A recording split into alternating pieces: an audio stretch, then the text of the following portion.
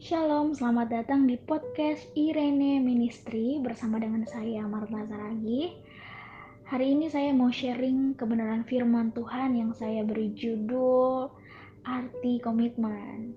Kita bisa baca dalam Daniel 1 ayat yang ke-8. Demikian bunyi firman Tuhan. Daniel berketetapan untuk tidak menajiskan dirinya dengan santapan raja dan dengan anggur yang biasa diminum raja.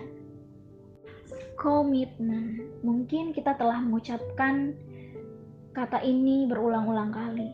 Tetapi apakah kita memahami benar makna dari kata tersebut?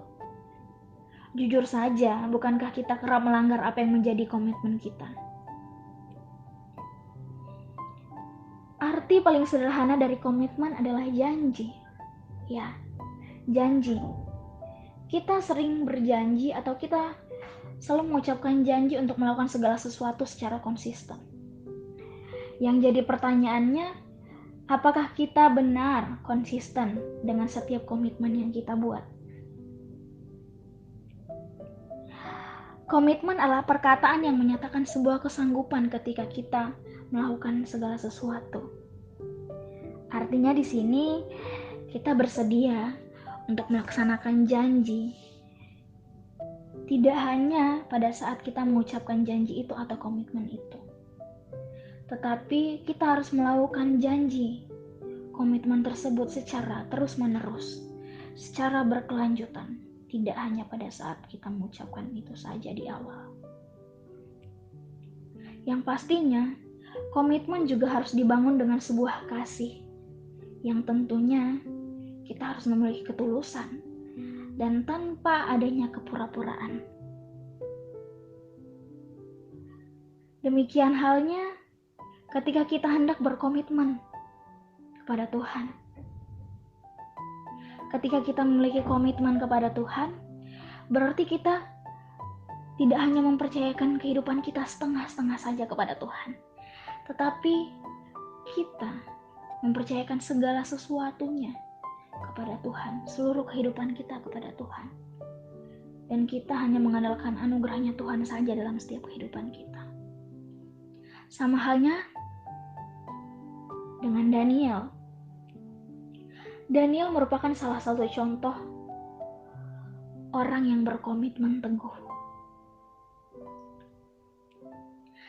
Dia mengerti benar perintah Allah untuk menjaga kekudusan dan memantapkan dirinya untuk tidak memakan makanan dari raja. Ya, Daniel menjalankan totalitas hidupnya secara penuh di tengah tantangan yang mungkin bisa membinasakan dirinya. Karena apa? Karena dia berkomitmen, dia menyerahkan kehidupannya, mempercayakan kehidupannya sepenuhnya sama Tuhan.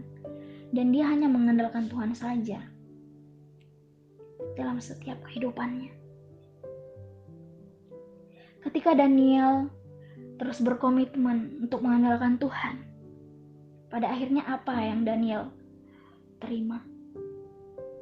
Daniel akhirnya mendapatkan kasih karunia daripada Tuhan. Tentunya tidak hanya kasih karunia, dia juga mendapatkan penyertaan Tuhan dan berkat Tuhan. Sehingga Daniel dimampukan untuk menjaga komitmennya dengan teguh. Sehingga Daniel tetap meneguhkan hatinya untuk tidak menajiskan dirinya.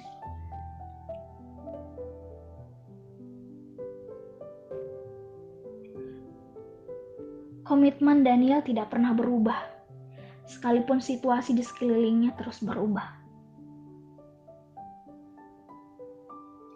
Komitmen pastinya akan melahirkan kesungguhan dan keteguhan. Ketika kita benar-benar mampu memegang komitmen itu secara teguh. Tidak hanya di awal, namun kita tetap menjalankannya terus-menerus. Situasi boleh berubah. Tantangan hidup mungkin akan tetap ada.